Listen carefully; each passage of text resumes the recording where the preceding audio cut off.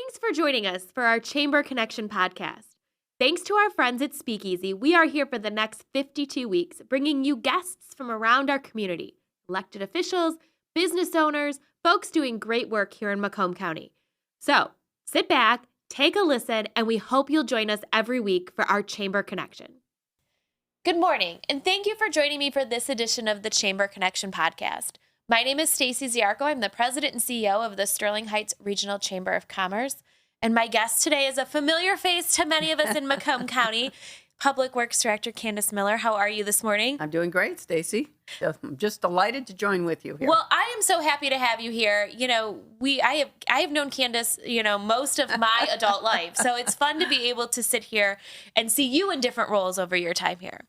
Yeah, I've had a lot of different roles, and I've been very appreciative of the people of Macomb County that have supported me over many decades in a lot of different various roles. But this one right now is very enjoyable. You seem to be having the most fun that I've seen you.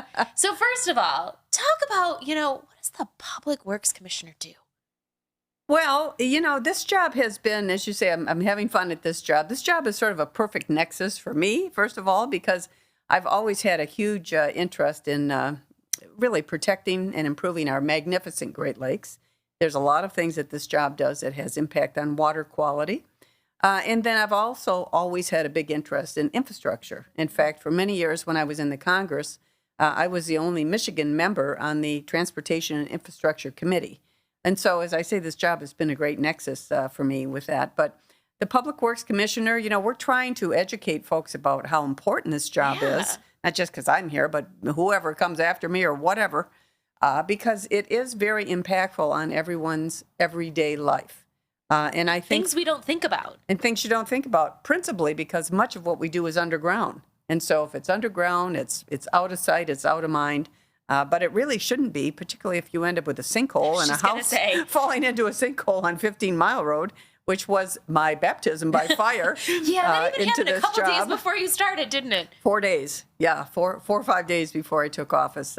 We had literally the largest infrastructure disaster in Michigan's history. The governor had to declare an emergency. Welcome to the job, Candice. Welcome. Yeah, exactly. So it was sort of interesting, but that's an example, hopefully, of some of the different experiences and relationships that I've had over my long career in these various jobs, bringing them all to bear. Because when that happened, I walked around going, okay, this is what's happening here.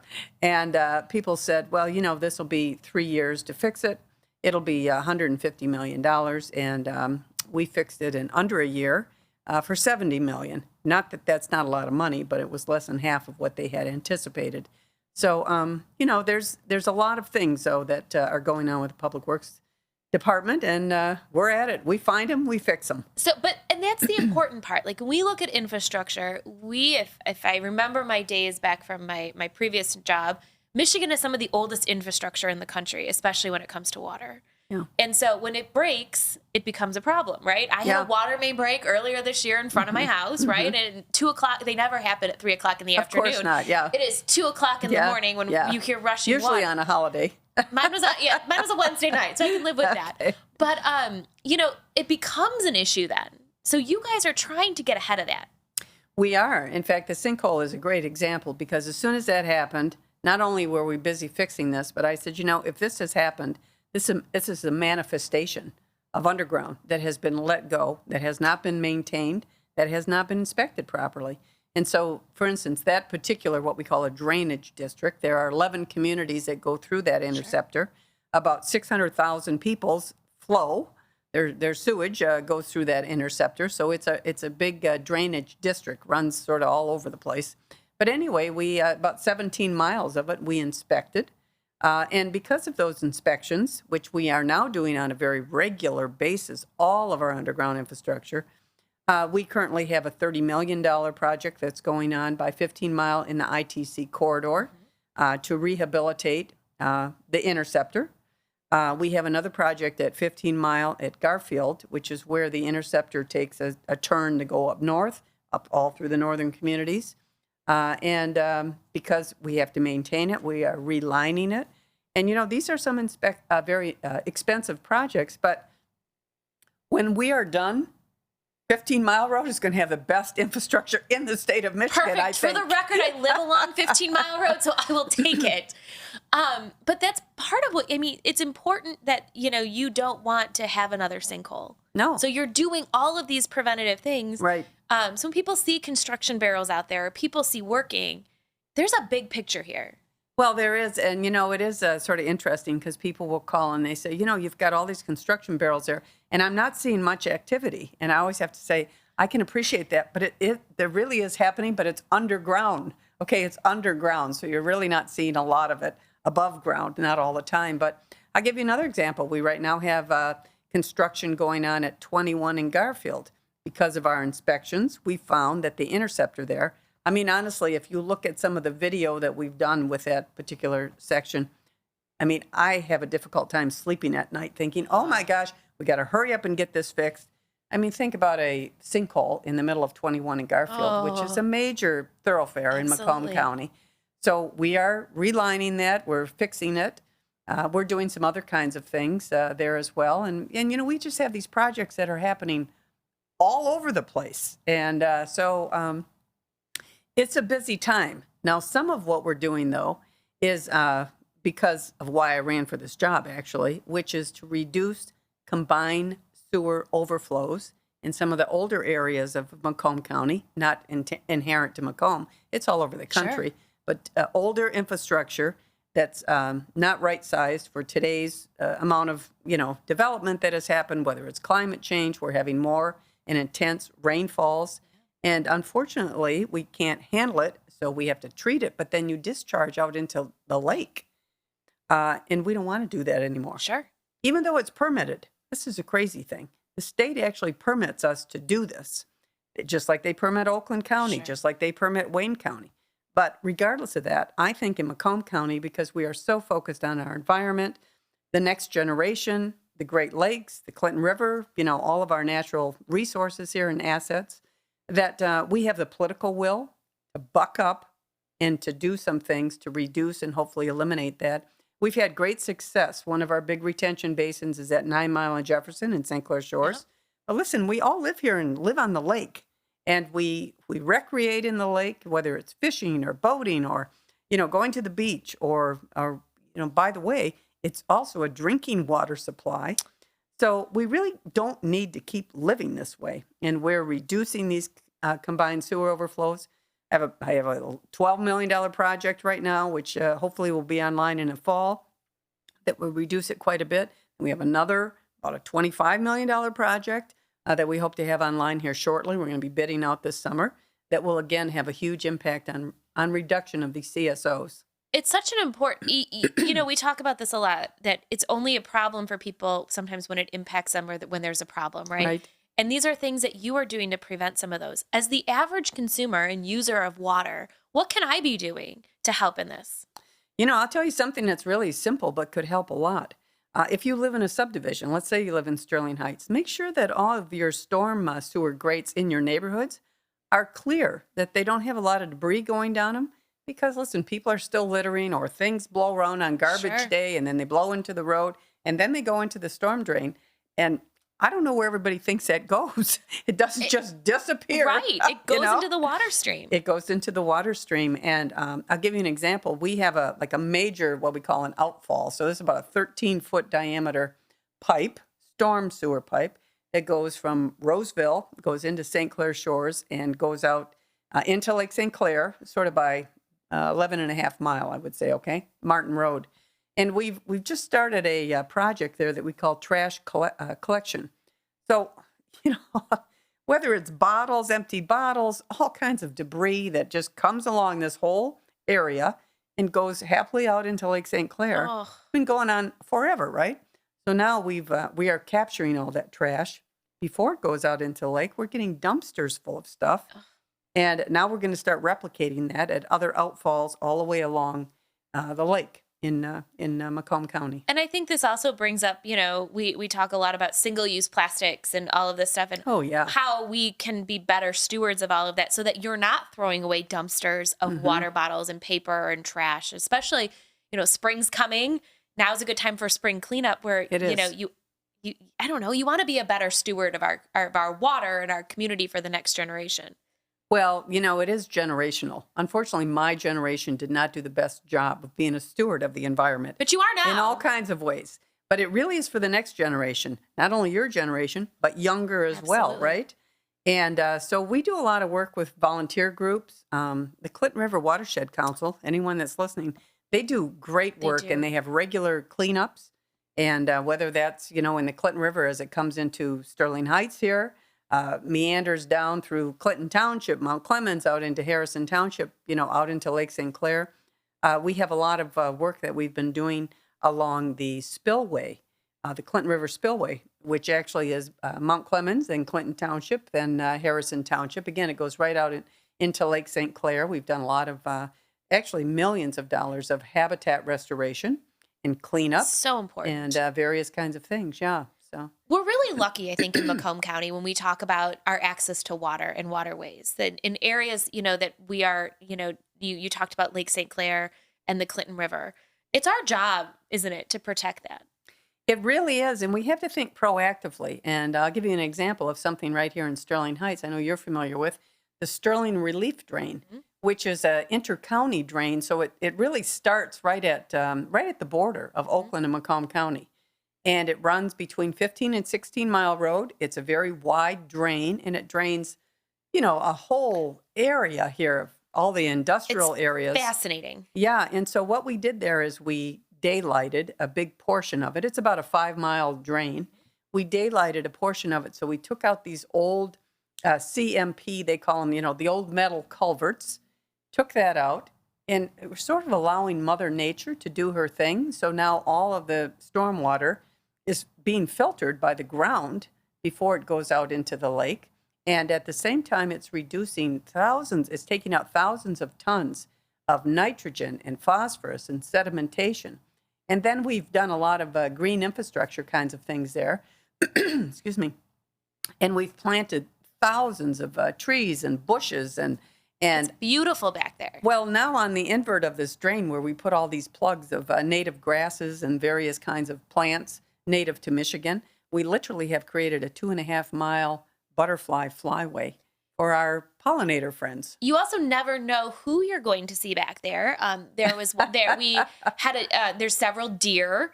There's a pocket full. There was a buck a couple months ago back in the habitat because they are finding their way to the Clinton River or where the animals do. So you never know who or what you will find back there. But it's a great way to build community back there too.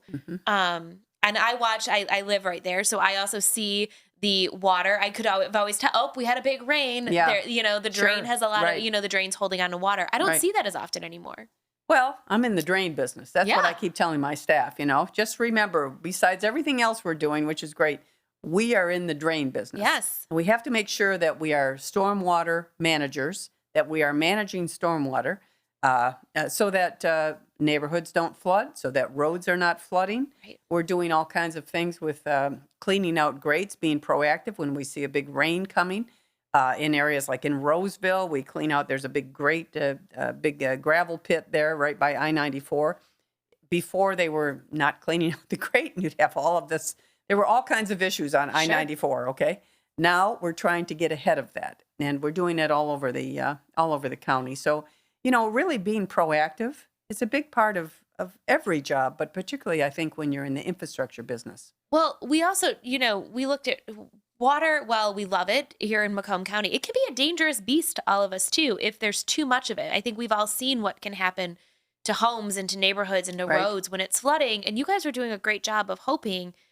I think back to the flood of 2018. All of this Clinton River flooded over 15 Mile Road. Yes. And we hope that never happens again for neighborhoods to end up with that much flooding. It probably will, though, because we are in I don't know what's happening to the climate. I'm not getting into the climate change argument. But something's going on. But something is happening. We are getting more precipitation, and the level of intensity is much more.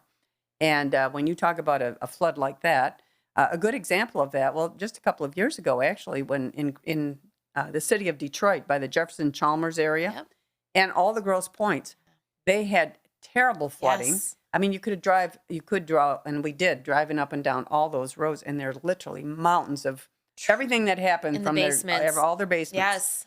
And the top of that pipe is at our Chapaton pump station in St. Clair Shores at 9 Mile and Jefferson. And because of some of the things that we did, I will just tell you that we probably saved 3,000 to 4,000 basements from flooding in St. Clair Shores. So not that they weren't doing, whatever. I'm not going to get into it all. But we didn't flood. Okay? So we did not. There's a direct correlation. I will just tell you that we were very proactive. We did everything that we thought we needed to do.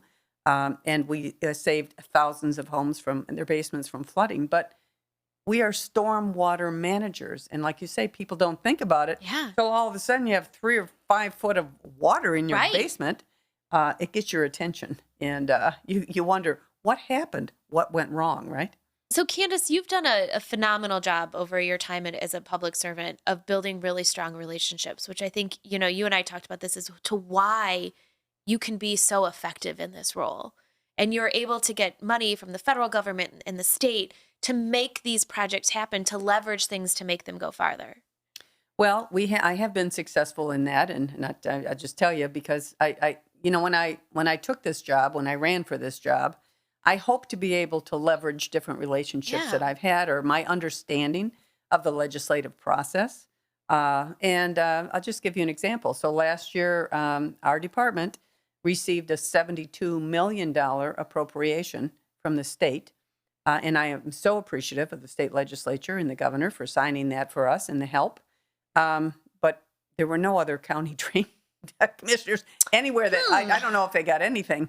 But regardless of that, that's now, something. Was that for a project, a specific project? Well, or overall? a couple of these projects that I mentioned to you, the $30 million project in the ITC corridor, the $15 million project in Garfield.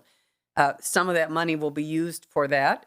Some will be used for some of these combined sewer overflow projects that we mentioned. I'm about to get money from the county as well. Our County Board of Commissioners and County Executive are very focused on the projects that we're doing. And so we're going to get some of this ARPA money that they, as you refer to it. Yep. That should happen here shortly. That will be more. And I also have been, we've done pretty good on getting federal earmarks or federal funding from both our United States senators, Senator Stabenow and Senator Peters have been very helpful. Our congressional delegation as well. And, first of all, for all of these projects that I have, if I wasn't getting this kind of money, I don't know exactly how much of it we'd be able to do without having a rate increase for our ratepayers, right? Or you have to float bonds and that. And we've not had to do that. So you hear of all these projects that we're doing, and I keep trying to remind people, I know you're being a bit inconvenienced with some of the traffic, but guess what? You're not having to pay for this long term. We're doing that's a great part. I would be the first to complain about sitting in traffic, but I think I think we'd all rather have 5 minutes of that inconvenience than have more money that we have to pay. But for services and things that we need to do. Or you can have another sinkhole. How about that? No, you could have a sinkhole, as I say, at 21 in Garfield. You could, but you're not, okay? Right. I'm sorry. And I try to do videos, and so I appreciate this podcast. Oh, my gosh, it's fun. We do the same things on our Facebook page, and we send letters out to the neighbors, and we just say, look, we're apologizing for this traffic situation that you have right now, or on 15 Mile Road or what have you. But it'll be over soon. And, you won't have a sinkhole. And you won't have a sinkhole, which would totally destroy businesses along there or what have you. So, we are not going to have that on my watch again. We're just getting very proactive. We're fixing this stuff. And that's why I said at the outset, it's sort of our theme. We say if we find them, we fix them. What are some of the biggest challenges you have found? Well, much of this was let go too long, okay? Not to say that nothing happened, Sure. but really, you shouldn't be having these kinds of issues to this degree. So much of it was let go, I think. For I don't know what, all kinds of reasons. Sure. And I'm not going to say anything about my predecessors, but, at some point I'll be gone from this job. And one of the things that I've tried to do in every job that I've ever been in is when the next person comes in, whether it was when I was a Michigan Secretary of State or township supervisor, I was a county treasurer here before, or what have you, I don't want someone walking into office and having the biggest infrastructure disaster ever 4 on days their hands. before they start their... Yeah, I mean, I hope to be able to, here's the keys. And, leaving it better than I found it. I didn't do everything right, but you're not going to walk in here and having a huge emergency on your hands. And so, we're really, I'm trying to think forward for that. And one of the things that I've done, I have a great management team. Let me just tell you, you don't do anything in any job, in any business, in the industry, et cetera, unless you have the right people. Amen to place. that. It's always about the people. I have a great team. They're very committed to our vision, which, you have to define your mission, your vision, which in our case is water quality equals quality of life. And then how can we be a critical component of economic prosperity? Because we are involved in almost everything that's happening in the county, Absolutely. the site plans. If it goes across a county drain, which is pretty much almost always the case, we have to always review the plans as well and talk about stormwater management. And we have some new standards that we've adopted since I've been here. I mean, everything is not going to be asphalted over now. Sorry. We have to think in terms of how can we do, whether it's, swales, different kinds of green infrastructure that can manage your stormwater on site so you're not, flooding everybody else out as we continue with development. So you talked a little bit about the different roles you've had, and I'm gonna spin this a little differently. My last question for you today. I have followed your career and have been able to know you for, again, most of my adult life. My mom's been in public service just like you. Right. What would you say to young women as they're going and looking at different opportunities, whether it be as an elected official, whether it be in county government? What would you say to someone considering that? What were things that you learned along the way? Well, I think you can be very impactful if you want to get involved in government. It's like the old saying, right? If you don't have a seat at the table, you could be an item on the menu, okay? Exactly. So if you want to make change and impactful change, certainly getting involved in the political process is a worthy goal. It's unfortunate that it has so many negative connotations, and I hope young people don't think of it in those terms because there is a lot of opportunity. And for the most part, people that are involved in politics, as you know, are just trying to do the right thing. But, one bad apple and all of a sudden everybody gets painted with the same broad brush. But for women in particular, I was the first woman township supervisor in Harrison. I was the first woman county treasurer. I was the first woman secretary of state, first woman drain commissioner here, public works commissioner. But I don't think of it in those terms. I am the public works commissioner. I'm not the woman public works commissioner. I'm the public works commissioner. And I've always tried to think in those terms. And I think about our sisters that come after us. And so you have to handle yourself professionally, competently, transparently, right? And always with the highest degree of integrity, because you're doing it not just for yourself, for your family, for your community, for our sisters that are coming after us, that people think that, and hopefully if you look at candidates, if there's a male and a female running, that they're just looking at them as, well, I'm not going to vote for her just because she's a woman or him just because she's a man. You think about the issues and what the competencies are. And I think when you look at them equally, then we have certainly achieved what we need to achieve. Candice, thank you for joining me this morning. This has been really fun. I have looked up to you for a very, very long time, and I appreciate you, letting me spin the tables and ask you some questions this morning. Well, you're doing a great job here with the Sterling Chamber. My gosh, you guys really have it going on here. We are trying. Every day we're trying. But thank you for all that you're doing for our businesses to stay open and for all of us to, have clean water where we need it. So again, thanks for all the work you're doing. And thank you for joining us on this edition of the Chamber Connection. Thanks for tuning in to the Chamber Connection. Be sure to check out information on the Sterling Heights Regional Chamber of Commerce website, our Facebook page, Instagram, and LinkedIn. We look forward to you connecting with us and tuning in next week.